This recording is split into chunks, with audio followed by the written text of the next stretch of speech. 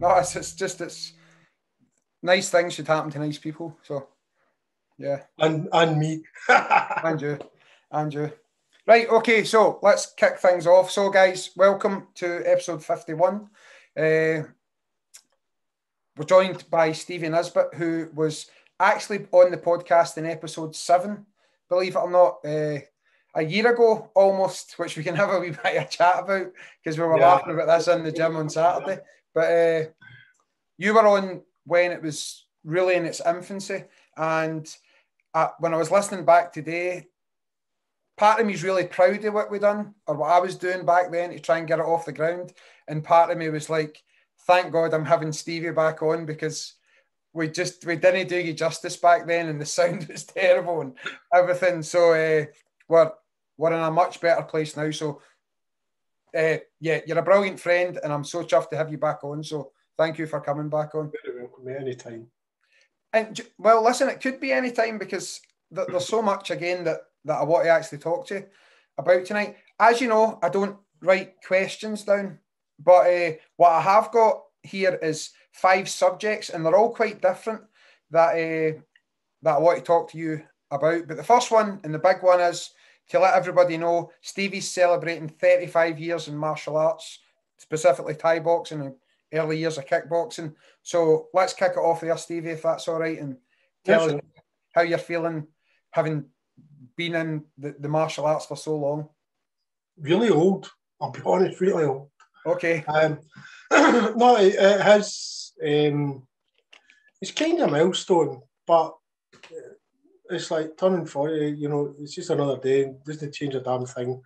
I didn't have fireworks or champagne or anything, it was just a wee, you know, kind of done it, you know, keep on.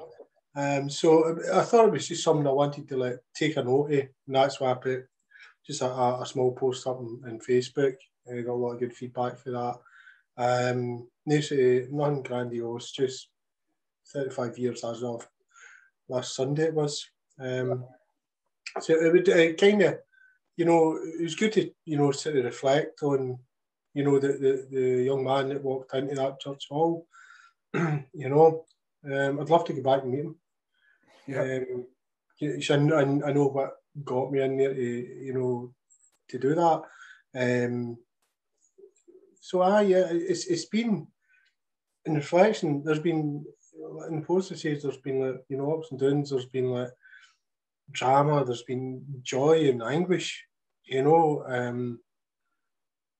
there's a couple of times where I went, I'm done. You know. Yep. And I say I've grew up in it, and I've watched a lot of others growing up in it. I think the friends in this game that will, you know, they'll be with me for the rest of my life, and they'll literally get family in this, you know, that they'll gain, you know, through this. So I overall it's been most a positive thing, and I really enjoy it. So people can, as I say, you were first on the podcast in episode 7, and people can go back and listen to that. And again, your story about getting involved in what was at the time kickboxing is on that episode 7 of the podcast, which is only an audio version as well, whereas we've now moved on to a visual video version as well. So, which is appropriate to 2 handsome chaps like you and I.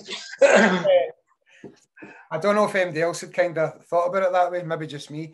Anyway, people can go back and listen, but let's recap on that anyway, because I'm interested in talking to you about that younger, and you weren't a kid, you were old enough, but that younger man that walked in to learn a couple of stretches to help you in your running, which was the story that you can talk about, and then this person who's very few people dedicate any area of their life to something for 35 years. So let's jump back to who that guy was walking in, and who am I sitting talking to now after all this time? I'll be honest, I was pretty lost. Okay. 6 months before I walked into that hall, I smoked 40 fags a day and drinking more or less every night. Yep. I became ill. There was this big city flu kicking about, and everybody in my house got it. And fortunately, we didn't get it at one time. I think I got it 4 out of 5. Right. And it floored me.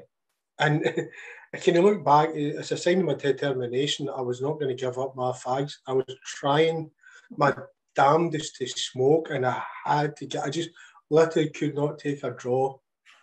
Yeah. It properly floored everybody. I was in my bed. I was off work for a fortnight. Once I managed to get up out of my bed, I thought, going to get myself fit. I was just turning 19, just about to turn 19. So I bought myself a pair of running shoes, Yep. a vest and a pair of shorts, and I ran. I would probably, like, at best, it was well under a kilometre. Right? I think from where I am now, I would do the run in 3 minutes at 54. Yeah. I threw up and walked home. The next night, I did the same run and walked home. The next night, I ran home, and I liked that. I achieved something. Yeah. My dad went out in the car and drove around, found a mile from my house back, and I started running. I'd do a mile, then 2 miles, then 3 miles. I remember at the date with a girl, we were supposed to meet her at, say, 7 o'clock, come in, started running. I was going to do 5 miles. Yep. I think I'd done 9. Wow, okay. And I was running late. So she got off the bus at Mill Civic Centre, and I turned up, having just finished 9 miles, still in my just instead of turning left to go home, I just headed straight up. Yeah. And arrived just as she got off the bus. And I was like, I kind of long hair at the time. It was like all over the place, and it was streaked and everywhere. And this big skinny streaky pish, covered in sweat, with a vest and a stinking pair of shorts on. And she's like, she was looking lovely, and I'm going, sorry about this. So I had to get down and have a bath. Yeah. And then do it. She sat in my bedroom like this, put the record on. And then that was, from then, I signed up for a marathon. I started running in April, signed up for a marathon in May and ran it in September. Wow. And it was, I found, prior to it, I was in a really dark place, and I found running was very helpful. Yeah. Once I started, the first night I went in and somebody put 2 pads in front of me and I started throwing, fists at them, it was just like, this is mine, this is me. Yeah. There was just something about it. I loved it. I had absolutely zero interest in boxing, zero interest in martial arts. I wouldn't even watch a Rocky or a Terminator film. Yeah. Right? People were like, well, what would you like? I was like, probably, today I would probably be a bit emo. Yeah. Yeah. And I know I don't look it, but yeah, I was kind of all over the place. Mm-hmm. And this gave me the structure and the direction that was missing. Yeah. And over the next 6 months, 8 months, it just totally changed my personality, my confidence. And through that, I ended up getting a job in nightclub door. That boost my confidence, made it easier to speak to people and stuff. And just my character changed over the next 3-4 years. Generally for better, there was ups and downs. Usually there was alcohol involved. But it changed who I was, or maybe brought out the things that were, that were there, that I kind of suppressed. And it kind of gave me everything. It changed every aspect of my life. And this is why that one of the reasons I will always keep doing that, because I will never forget that kid that walked into that room. Yep. But it done.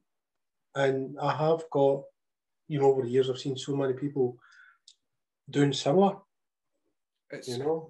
So when you were describing yourself there as this young guy that started something that he had no interest in at all, but a couple of things to say. The first thing is this absolutely is for, or it attracts every type of person. oh yeah. And some people will disagree with this, and we can chat about this, but I think you don't always have to be a fighter.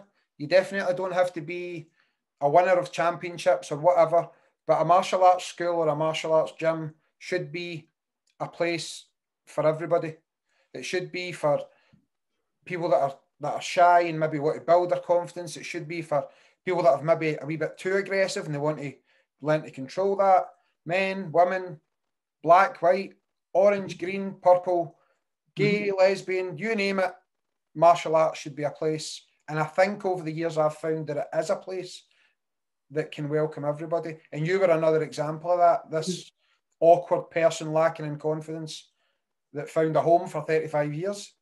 I was brought up, and I'm not condemning the people that brought me up, but the society I was brought up in was, I was brought up to be homophobic. I was brought up to be sectarians. I was brought up to be racist, right?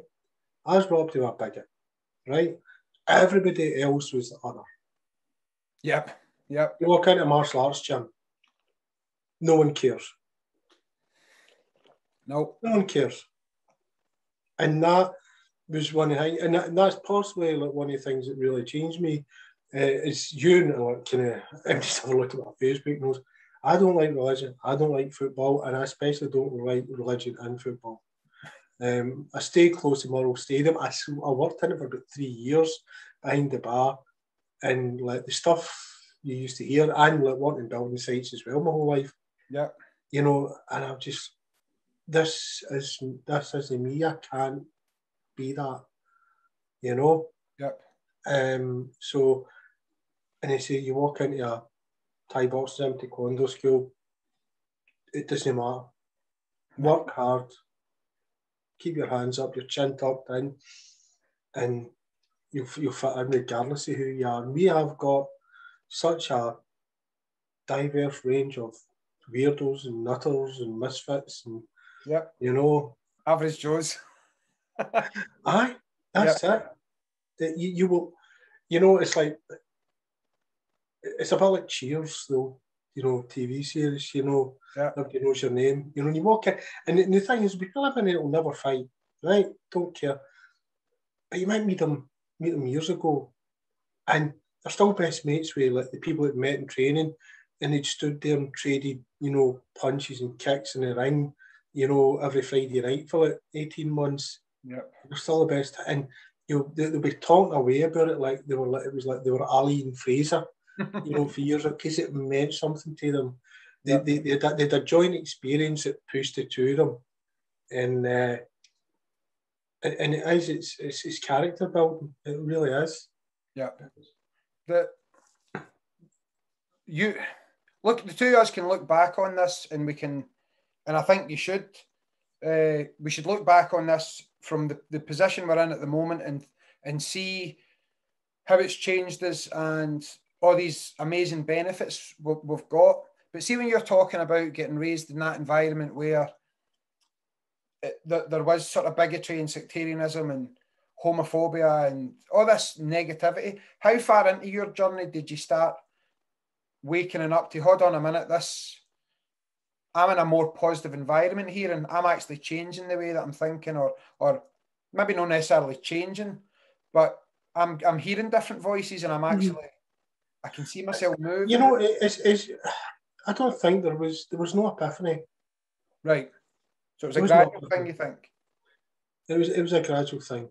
Yeah. You know, I remember like walking home from the pub with my brother, and he started singing the sashes, looked at me like that.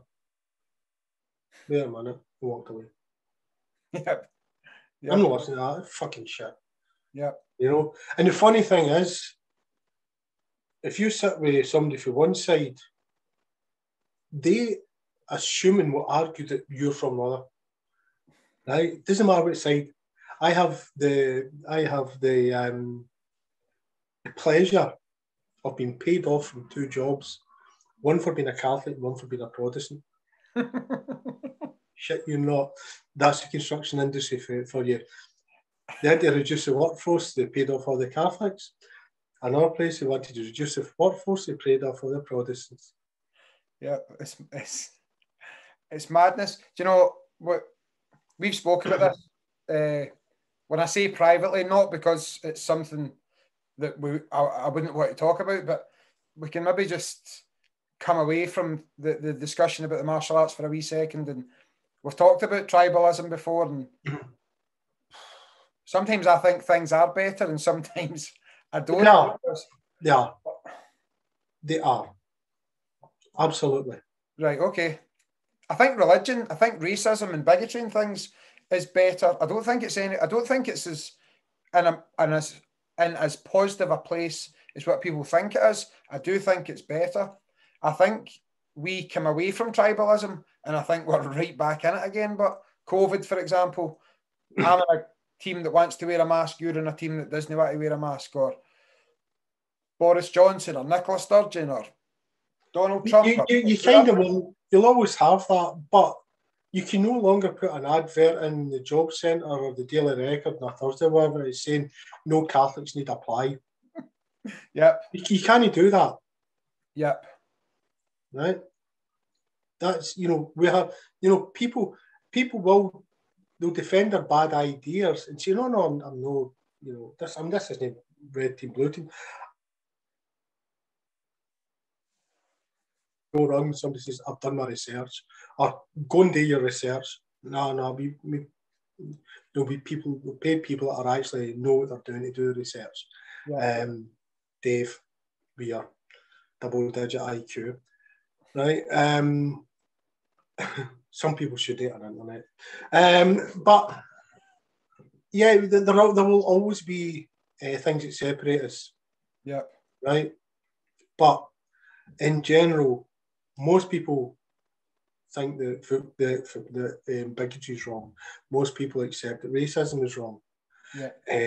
I think the problem that you've got now is that people denying some of the problems that we've still got with racism, and also people denying that we've made so much progress. Well, yep, okay, yep, fair enough. You will. God, I'm going to tell this story.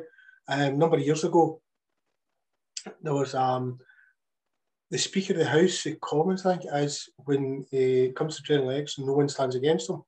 Yep. And the guy that was the Speaker came from Glasgow. It may have been governor, I could be wrong. And I think it was Tommy Sheridan's people put a candidate up against him, which was unheard of. Like, this is no one else stood against him. And let's say the Tommy Sheridan's guys, I think they got about 30 votes, and this guy got 15,000. Yeah. And he went up to give his speech, and he started screaming, fascist, and give the guy his due, because I'm pretty sure it was during the Blair years, that he'd been a Labour guy. And he says, I've been in politics for 40 years. He says, and I have seen fascists on the left and the right in equal numbers. Yep. And if you kind of need to recognise your own, bigotries, or how far are you prepared to go with this?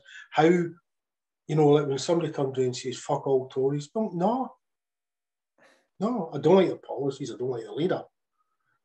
But mates who voted Tory, I've got mates who voted for Brexit.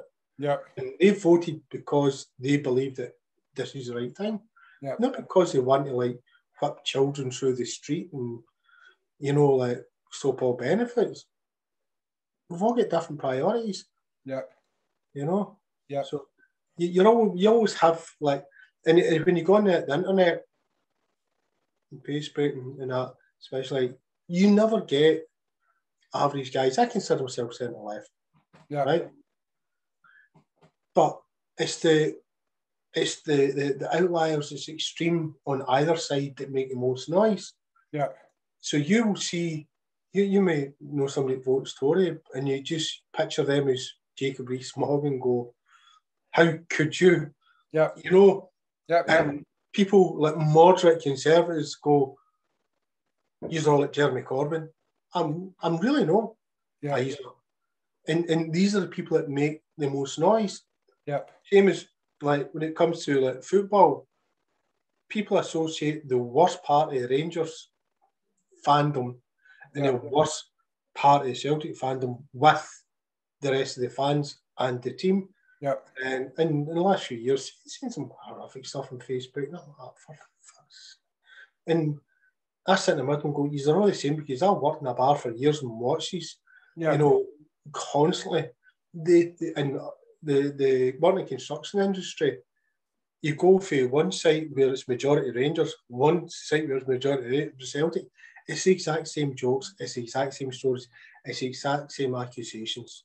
Yep. It's always them, and it's always the worst part of it. So we're always going to have this tribalism thing, but at least we are sort of knocking away at it. Yeah, and I think martial arts plays a part in that. Absolutely. As we started talking about, I'm just laughing because I get analytics or analysis on who's watching the podcast through YouTube and who's listening and stuff, and there's quite a lot of listeners in the States now. I've got somebody that watches regularly who I'd love to make contact with. I don't get personal details, obviously, who watches in Brazil. Mm-hmm. And they must be sitting watching, they will be sitting watching the last 10 minutes about bigotry and Rangers and Celtic and all that, and having no clue or interest at all in what we're talking about. But I think I'm proud of the fact that I'm part of this martial arts community or scene. And again, I'll bring it back to you, this community that you've been part of for so long now, that is chipping away at it and is a place where everybody's welcome. Mm-hmm. Okay. So, when have you been in a position where, or you said this was a gradual thing, but when were you in a position, other than letting your brother walk ahead of you because of certain, or you walking ahead of him because of certain songs you were singing, when were you in a position where you were actually, you really realised that I'm going to change other people with this? That's the point I'm trying to make, I think, where it was like, I've seen how this is, because you eventually have to become, you have to move from being a student to being a teacher or a coach or an instructor. And that's a really powerful thing that not everybody experiences, obviously. But if you've been in something like you have for 35 years, there comes a point where you think, do you know what? I want to pass on this now, and I want to be part of sharing this wonderful thing that I've got with so many other people. When did that come? If only.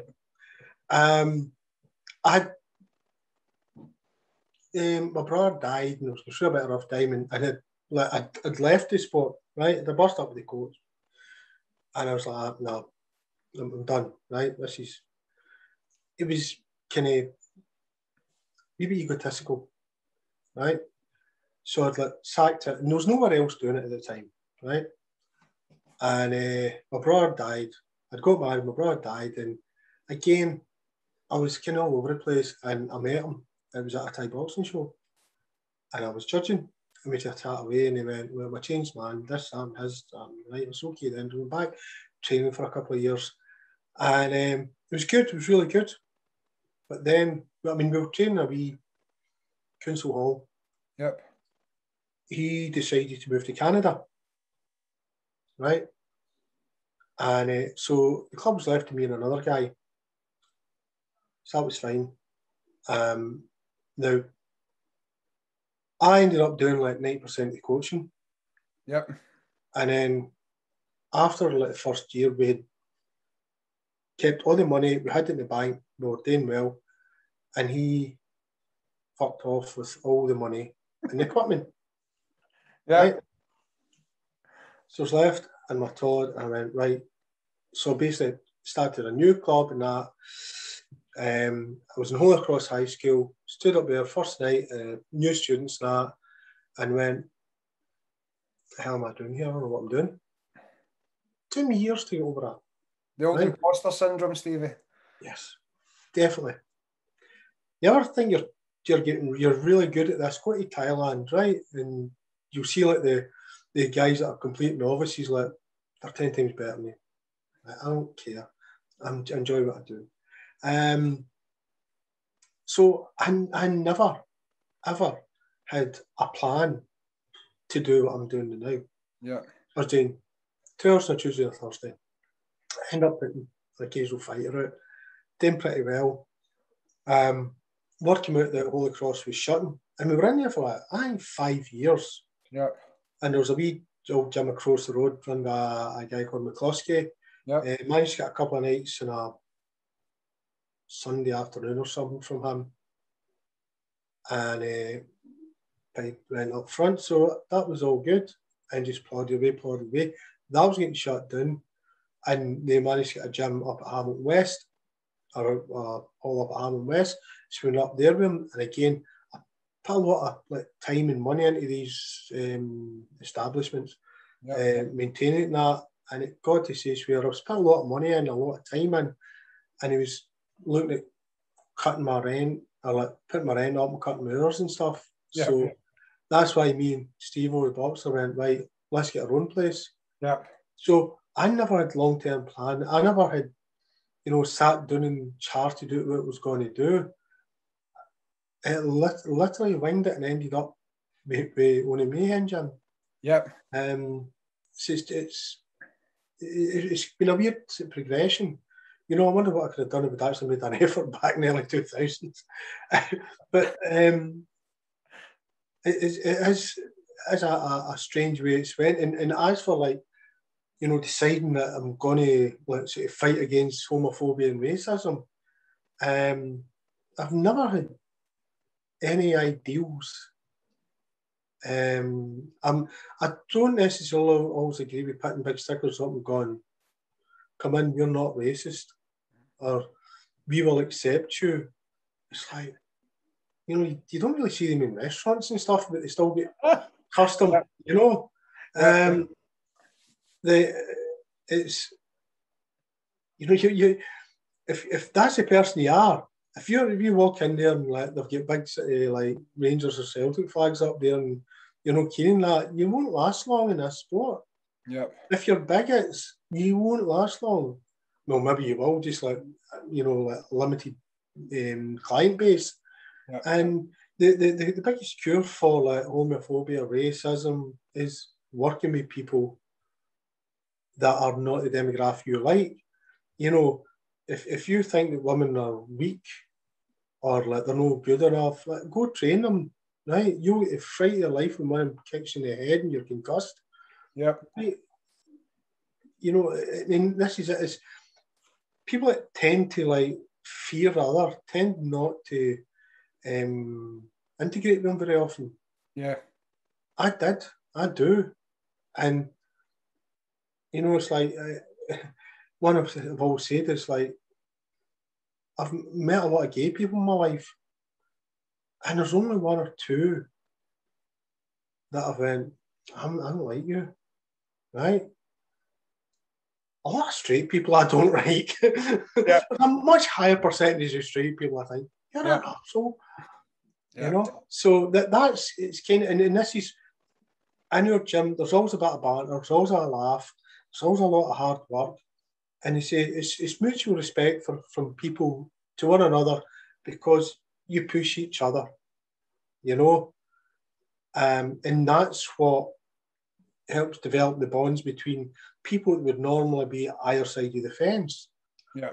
This is why people like, or certain people like kids going to different schools. They don't want them to play with each other. They don't want them to think, they want your kids to go, we're different, we're exceptional, they're the other. Yeah. On both sides. They kids start playing together, right? The kids are going to grow up with a different opinion on that subject. So I think it's it worries me to a degree that, well, maybe let's be positive about it. Let's stay on on the stuff that you're talking about, which is actually good. You and I are a good example, actually, because I was thinking about this today because I knew obviously we were going to be recording this episode and thinking there must be a joke in this somewhere that like the atheist and the Muslim walk onto a podcast together, whatever the punchline's going to be. But I think the only thing that interaction has ever brought the two of us is education. Yeah. That's the only, if you were to say, right, well, let's describe this relationship between this guy who doesn't believe in anything or religious wise, and then this other guy who fasts for 30 days because he's somebody who he thinks might be in the sky. Mm-hmm. And how does that work? Don't mess with the sky, Daddy. That's it. But listen, I generally have no issue with people having religious beliefs. I don't want to tear down chapels or churches or mosques, right? My next door neighbour is religious. I know a man, she is an officer with the Salvation Army. Right. Now, as you probably know, like when I'm not working like 35 hours a week, if I'm not in the gym, or 25 hours a week, in my spare time, I do woodwork. I'm a trained joiner shop fitter, so I like making stuff. My next door neighbour says, could you build me extension to a lectern? I was like, that, with pleasure. Yeah. And she gave me like a couple of old doors, pine doors she'd got, like her house renovated. And so shut them down and got them through machines, glued them up, sanded them, and made this extension to a lectern. With 10 coats of finishing oil on it. Made a lovely job. I was really quite pleased with it. And she's like, thanks so much, and I was like, and she helps me and I help her. So it wasn't like, here's a job for you, right? And I says, I really enjoyed doing that because where it was going, I says, I love the fact that this is going to get used religiously. Yep. Right? Yep. And she is a lovely, kind human being. She's ideas are different from mine. My problem is when you want to put your beliefs above the law or into government.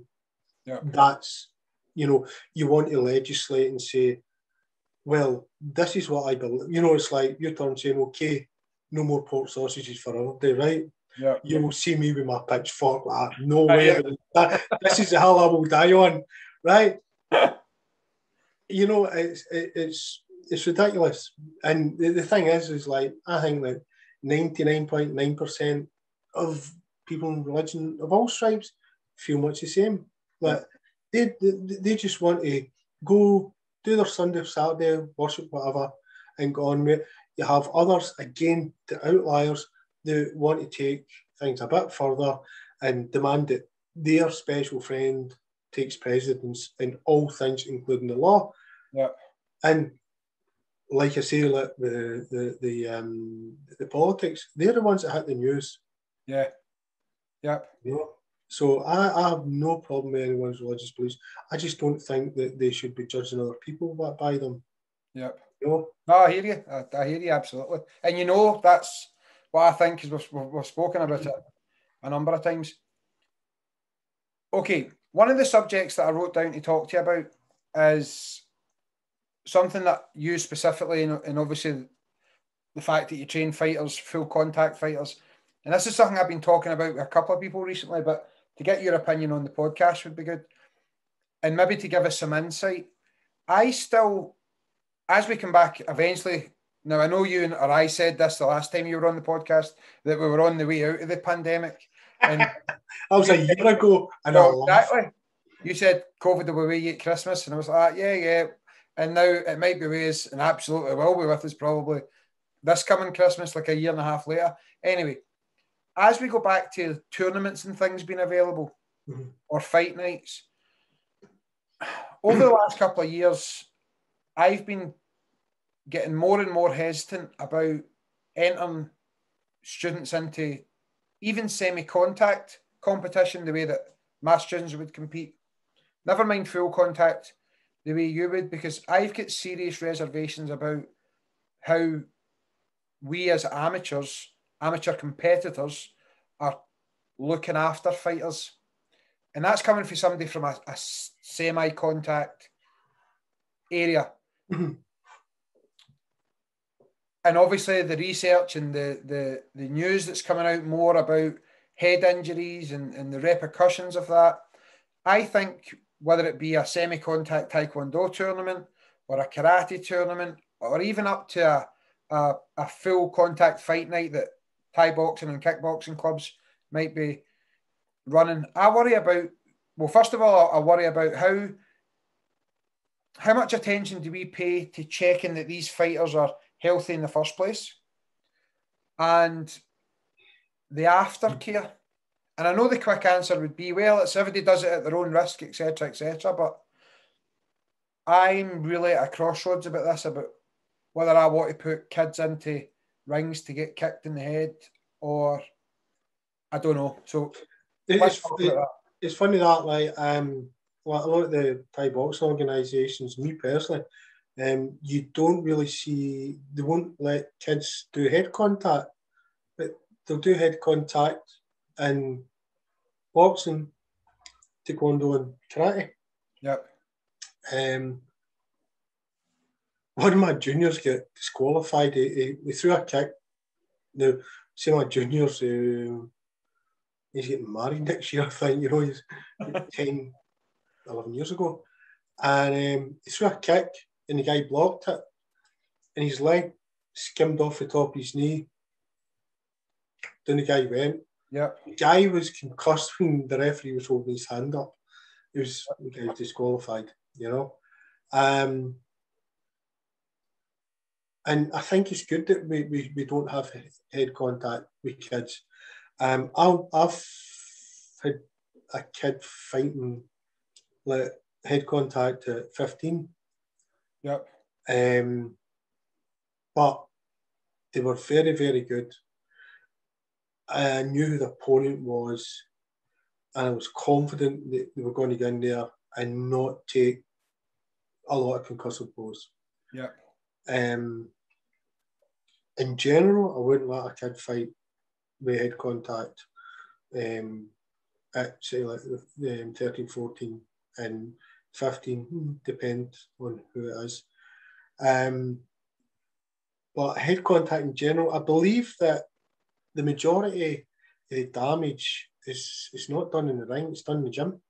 Oh, well, there's that. We can chat about that too. There is, I believe there's a lot of evidence to say it's like, it's not like they're getting tagged in the ring. It's the wee kind of micro, that copy, shake it off and get back in. Yep. So we've got a protocol. If you get tagged, no head contact for minimum 6 weeks. Right. And if a guy's gone, I'm not comfortable taking another shot, give me another couple of weeks. Yeah. I'm absolutely delighted about that.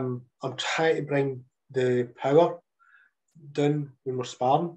As what's kind of really, really good is we're heading back into being able to spar again the next month or so. I've already told my guys, listen, if you get a chance when you get your next wage in, pick up a pair of shinies.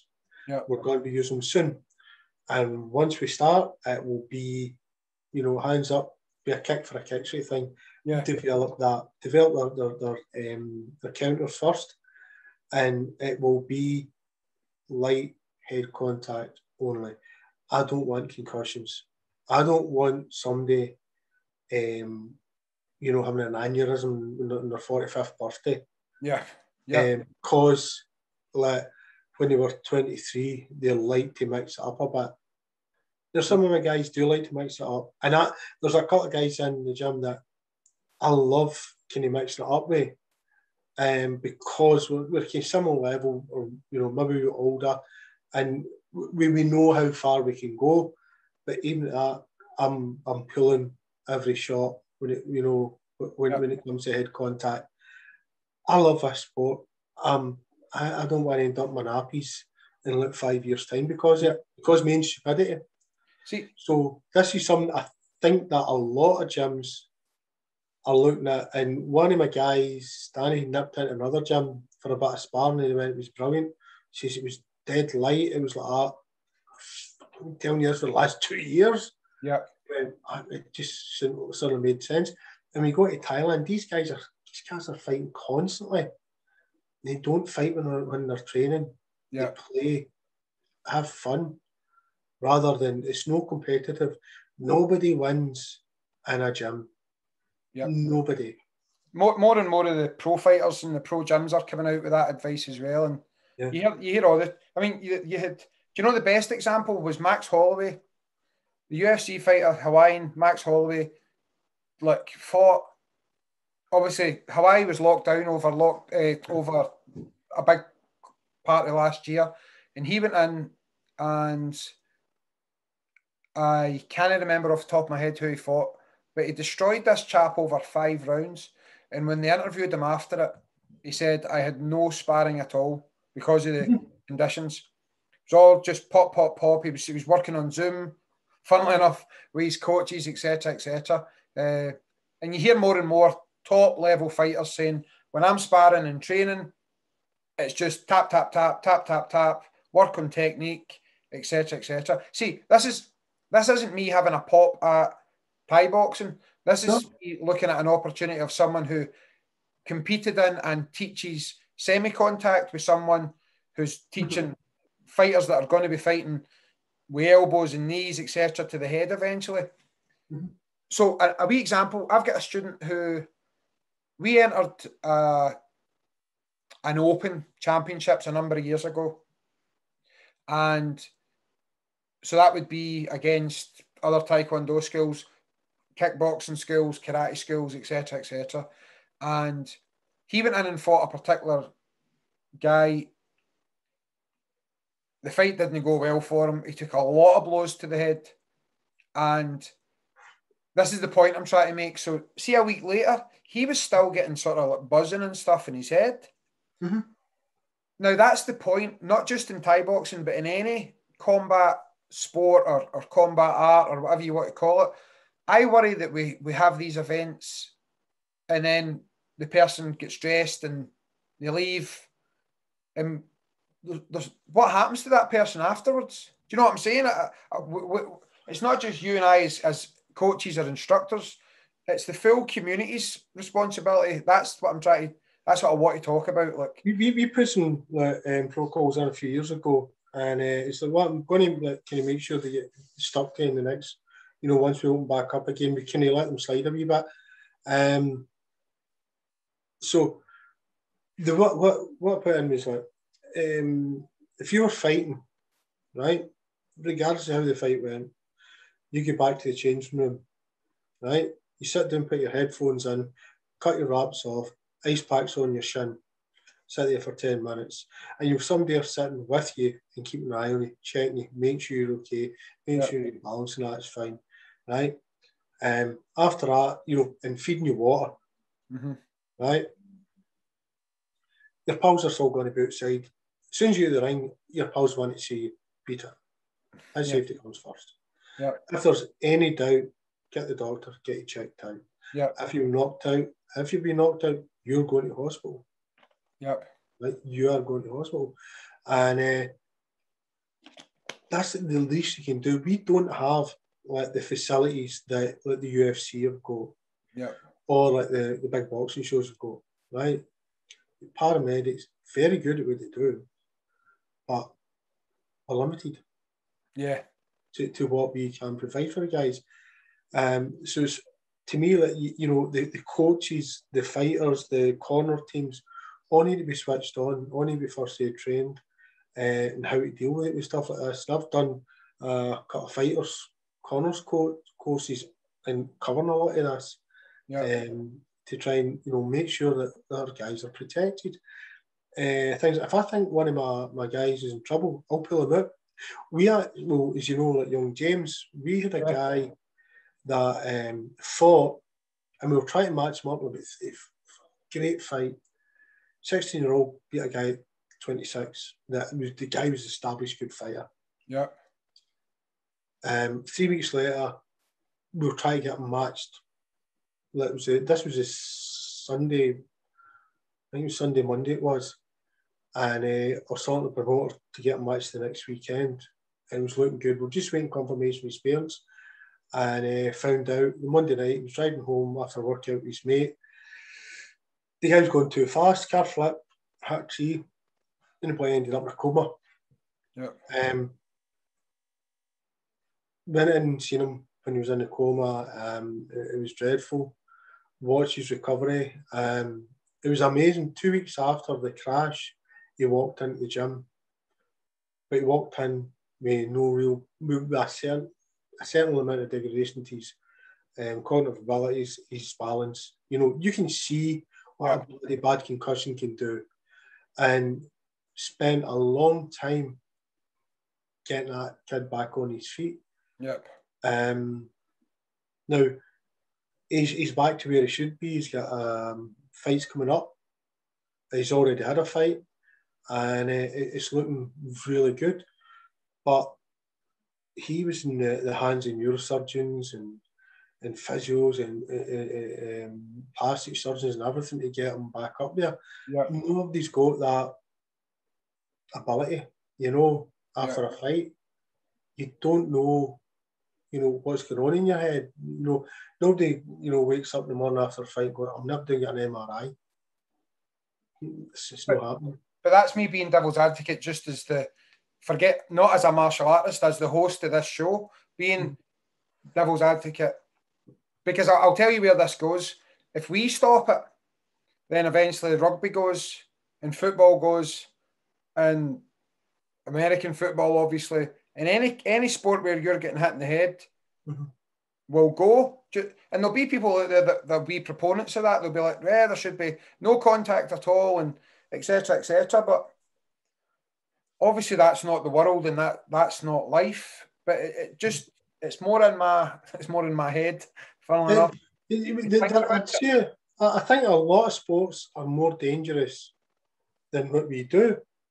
And the thing with they are, by the way, they are. Aye. Yeah. You know, there's a lot more dangerous than taekwondo and Thai boxing, karate, and these sports don't primarily target the head the way that the boxing does. Yeah. You know, if boxing falls, then it might be down to us. But there's things that you can do, and you say, and a lot is in the gym, and it's, you know, trying to avoid concussions in the gym first and foremost. You will occasionally get one. You'll occasionally, especially if it's like a clash of heads. Yeah, you know, you'll get it. Even a clash of heads and you're a bit rocked, right? You don't spar for 6 weeks, minimum. And you monitor yourself, or you get somebody to monitor you. You get yourself checked out, right?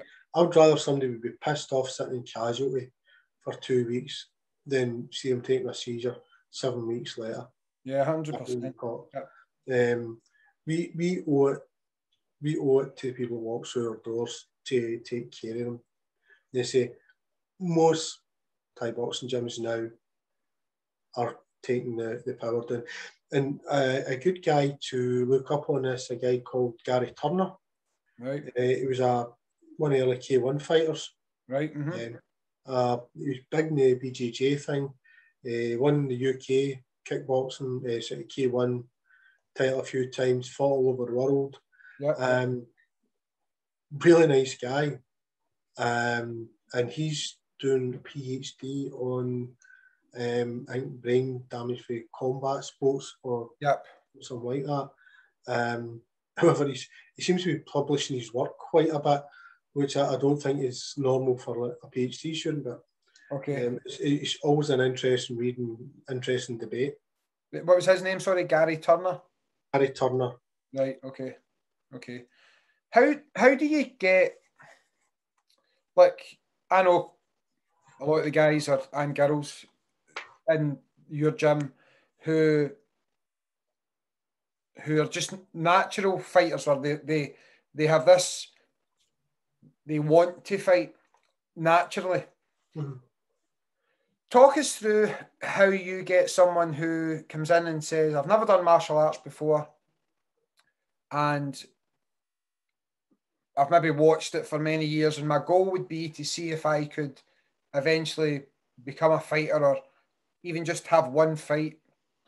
What's the stages as far as, and you can be as technical as you like here, about from a person that walks in the door to the walk into the ring?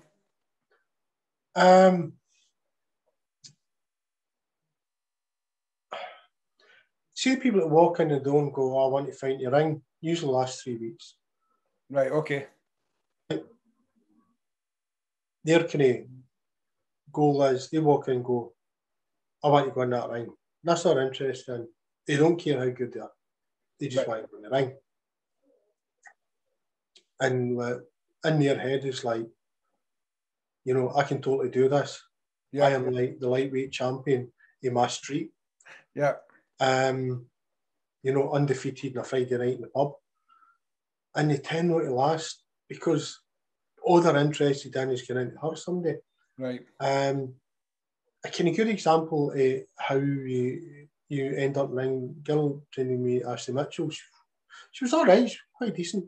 And she came in, I think she was 17, her dad trained, and ended up training with brothers, sisters, and all this. Yeah. And so her dad came in, was training, and she went, right, I'll come down. She said, I'm putting a wee bit of weight on, I'll come down, I want to lose a bit of weight. So she, at the time, we had a ladies only class, and she came down and done the ladies only class. And she was in that for about a couple of months or something. Mm. And Paul phoned me and says, I just want to come to the adults class. Well, she wants to help people as well. Yeah. Right? Now, there's no a city, I want to go and hurt someone. It's like, this is really good. I want to like apply it the way that it is. Ladies only, there was no sparring, no clinching, none like that. Right. It was drills, pads, bags, and circuit. And she came in, once she started in the adults, she was pretty decent, you know. And so for that, she's like, you know, I moved her into the fighters. If you move into the fighters, like, you tend to be working towards getting a fight. Right, yeah. It's not a case of, right, you're matched in June, you've got 3 months to get ready. It's no way. You get in and you start working with every day. You get to know them, you get to know them a lot better. You know, you'll a lot of experience with fighters, and they'll switch ideas about, and you pick different stuff up, different things up. For maybe I'd show you that something, we'll try this, or, you know, this combination, that combination. And once you can see them comfortable about getting, you know, pushed and challenged. You know, I don't mean like somebody like trying to take their head off. Yeah, no, I understand, aye. You know, and if you know, they become more confident and competent, then you'll look at their talent, their fitness, their weight. Can they commit to a fight camp? Right? Sit down with a chat and say, look, I think you're ready. Would you like a fight? What's your weight, and what weight can you go to without, you know, without too much discomfort?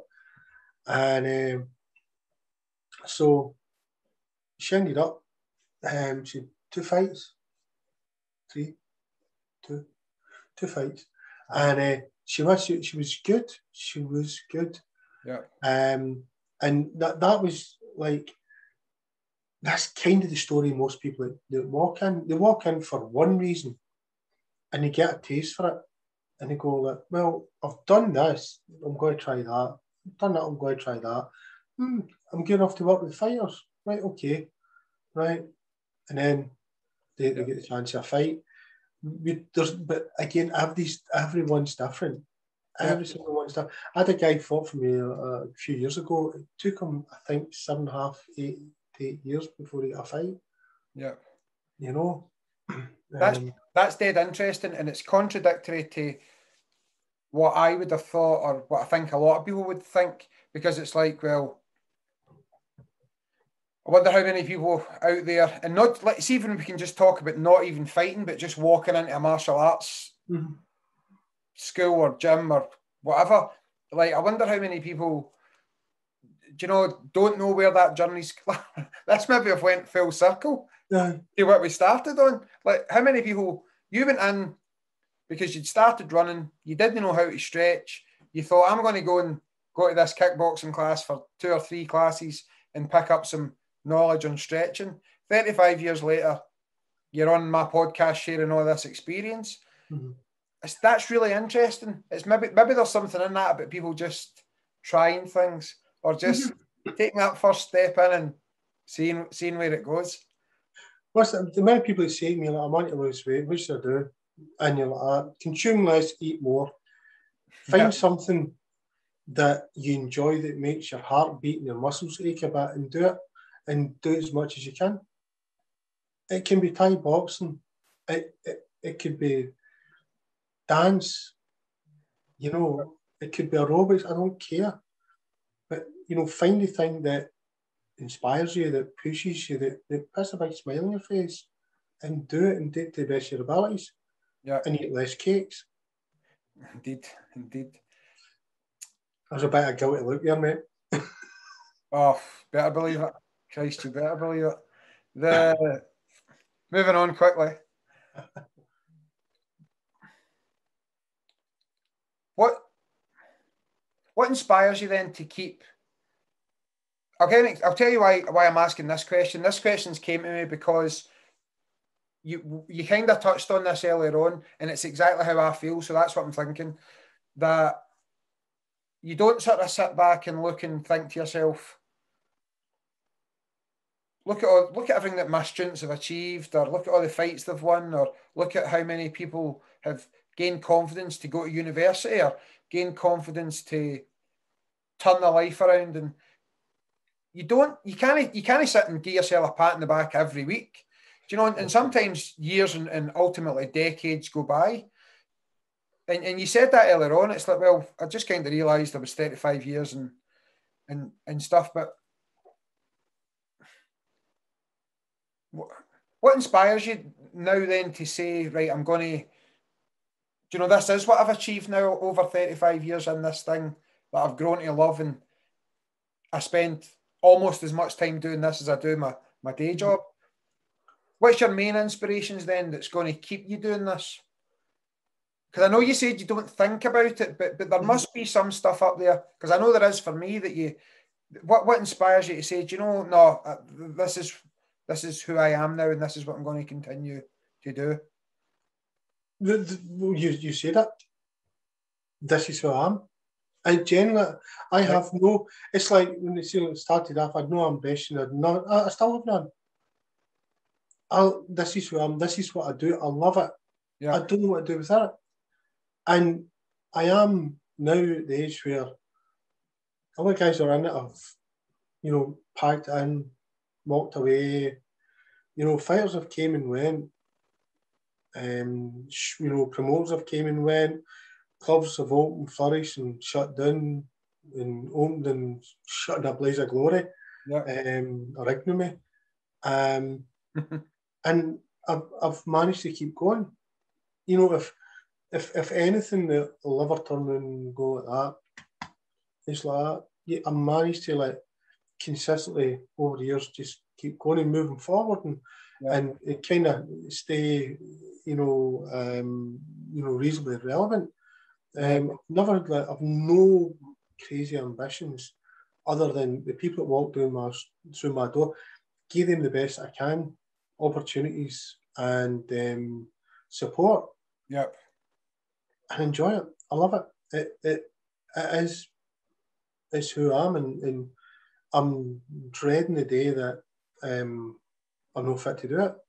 And one of the reasons I keep training. I think you get to a stage, but where I think you are. I think, and I'll sneak this in here, that I'm obviously still a number of years younger than you are, but like it's you think you sort of. I like to think I'm 40 next year, so I'm still like the good old days. Well, that's it. But I think you like being like you mentioned Rocky earlier on, but like being like Mickey and just, you know, you can stand and still give all that knowledge over. You might not be able to kick the bag anymore because you're 80 years of age, but I like to think I'd still be teaching Taekwondo. I'd like to think you'd still be, and it might be Mayhem, it might be some other gym that you open up in future years, but just sitting there getting more crab it as the years go on, and you're standing at the corner of the ring and you're shouting at. Well, we talked about young James, one of your sort of extremely talented fighters. You're standing there shouting at his kids. Do you know what I mean? Or his grandkids, and you're still there, like shaking your stick, saying, "Right, come on, let's well, go." I mean, I'm already training the kids of children that I trained Yep. 20 years ago. Yep. And that kind of still blows my mind a wee bit. Mm-hmm.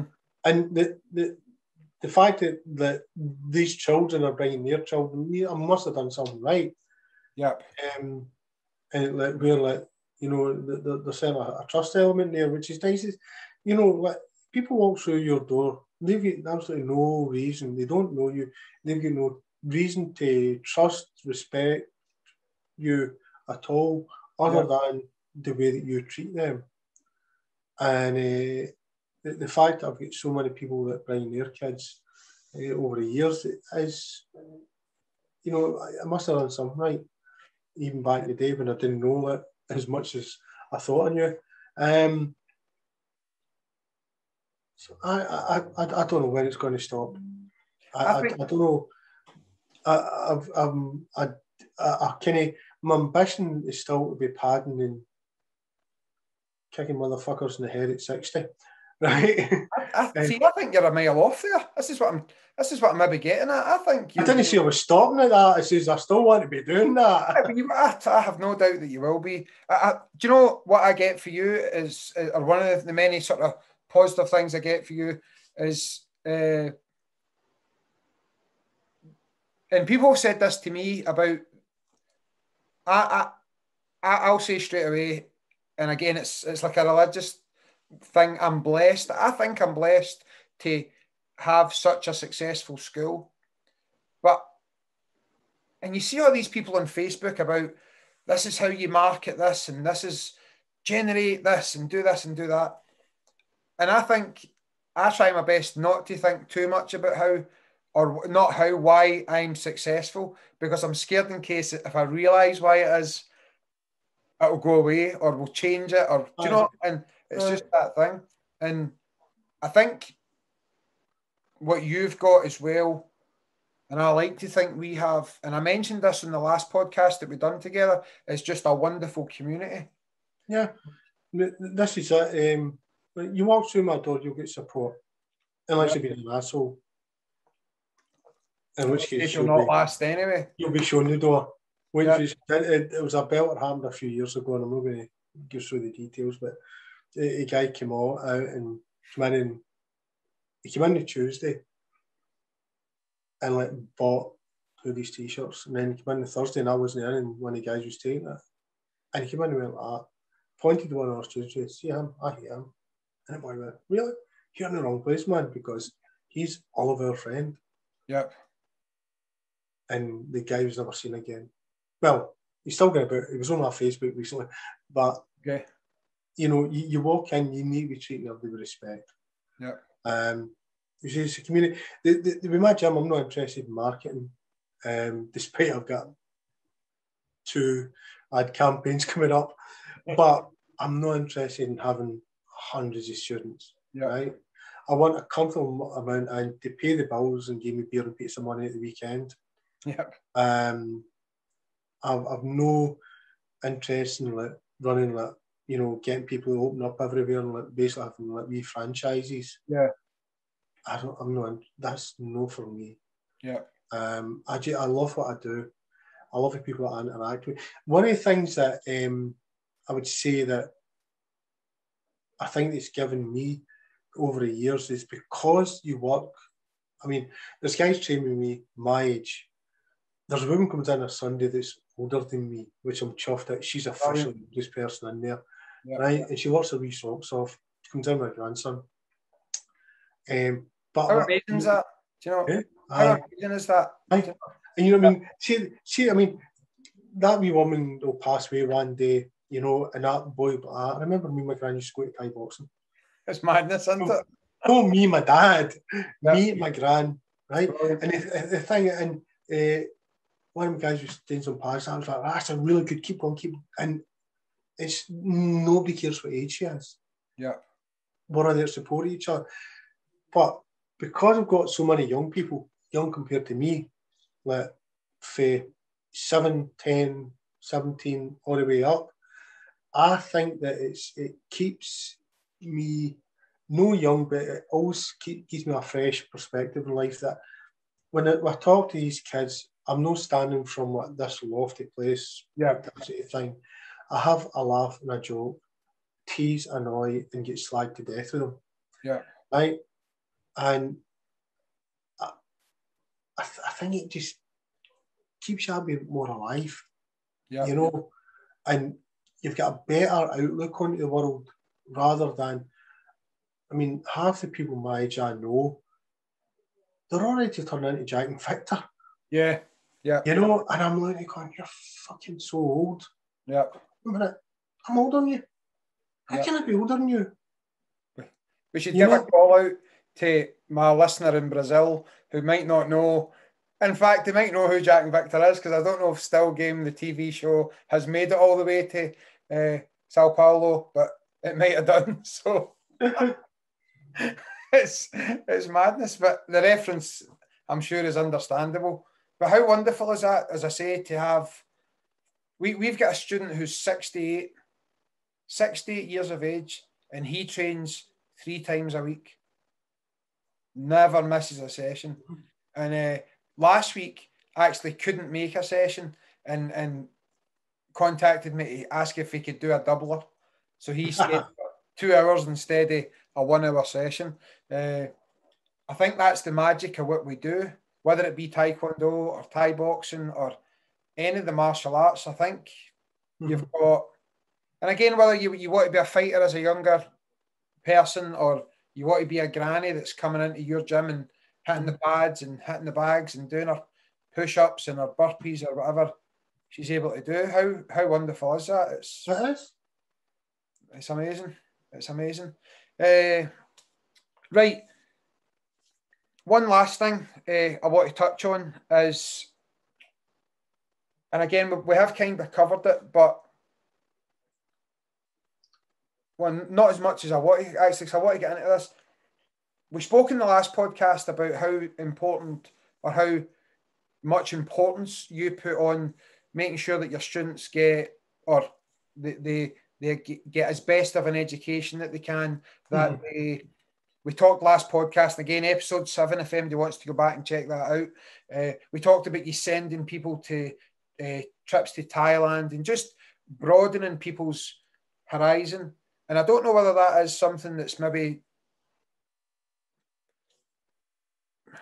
more prevalent in martial arts teachers or instructors, that we take up, there's a passion we've got about improving people. It's not just about, I'll pick tennis because I don't want to use football or rugby or any of these types of sports, but I don't know if a tennis coach, and again, apologies to any tennis coach that I'm going to offend here, and people might, I might be wrong, but I don't know if a tennis coach, I think they would only be interested in improving someone's tennis.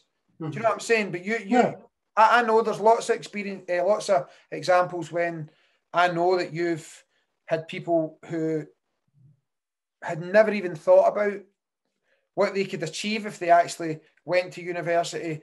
And I know that you steer people to say, listen, you're doing fantastic in your martial arts, but let me just give you a wee bit of advice or a wee bit of guidance, and these people are away achieving things that they'd never would have achieved. That's a special gift. I think I said this the last time, but that's a special gift that martial arts as the base has allowed you to give people. Yeah, I mean, I don't think that I are really special. I think that we've had lucky that over the years we've had such a diverse group of you know, skint people, rich people, middle class people all work together. Yeah. And it does engender a certain amount of aspiration. The that's all like going to university. You know, I think it's that they learn like the value of hard work. Yep. You know, you go in there and say like me, like my life from the 1st of April, around about late March 1986, became very ill, right? The previous to that, I had like no focus, right? It was all over the place. 6 months later, I was, you know, knee deep, you know, and training for a marathon. Yep. It was coming up pretty soon, and had started this kickboxing club that it was just the best thing I'd ever done. Yep. I found a drive and a focus that I had never had before. Yep. And a quote come back to me. Okay. Right? Now, when I say that it came back to me, you'll see it next time in my house. It's actually on the wall up at the top of the stairs. Right? And yes, I'm going to quote Shakespeare. Go for it. Right? And then I'm going to quote the Terminator. Listen, I can't think of a better place to end this, Stevie. Right? I don't know how we got from jogging down your street to the Terminator, but let's get there. That's good. So what happened was, when I was 15-year-old, we were forced in English, which I failed with flying colours, to read and learn quotes from Julius Caesar. Okay. And I better get this right. Precious. And one of the quotes was Cassius and Cascus were talking to Brutus and trying to get him to enjoin their plot to kill Caesar. Yep. And the quote was, "Why man he doth bestride the narrow world like a colossus, and we petty men creep under his huge legs, peep around to find ourselves on ceremonious graves." Okay. The fault, dear Brutus, is not in the stars, but in ourselves, that we are underlings. Right now, I fucked up that quote. Right. That's all right. It was close enough. After, let's say 6 to 8 months of training, mentally, physically, had totally changed. My focus had changed. Everything was changing. Yeah. And that quote came back. And that was when I realised that if I actually take control of my life, right, it will change. It will change for the better. Yep. The Terminator fate, the Terminator quote, Terminator 2, sat and watched it, I went, that's exactly what they said in Julius Caesar. And I'm not a fatalist. I don't believe things happen for a reason. Yeah, you make stupid decisions. The quote is, there is no fate but the fate we make. Yep. Right? So I'm a big believer in taking personal responsibility and striving for whatever you want out of life. Yep. And that's, since then, that's kind of what I've done. I've never really fancied anything grandiose. I don't want to be rich. I really don't want to be famous. I want to live like an average, happy life. Yep. You know, and that's the thing that I've always went back to, is that quote. Only normally quote it properly. Right, Stevie, listen, again, how long have we done?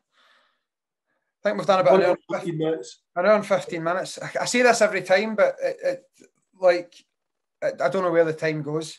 Thank you. Episode 51 we're on now. I will say one more time, if anybody wants to jump back to our first conversation away at the beginning of the podcast, it is episode 7. The sound is horrendous. It's all crackly, but the sound is horrendous, but the picture's much better. Listen, here, two handsome chaps. Listen, Stevie, thank you so much for coming on. You're welcome. We'll do it again. we'll do it again. All right, buddy. You take care. Cheers. Right. Thanks, my man. Man. Take care. Thanks, Stevie. Bye. Bye, pal. Bye.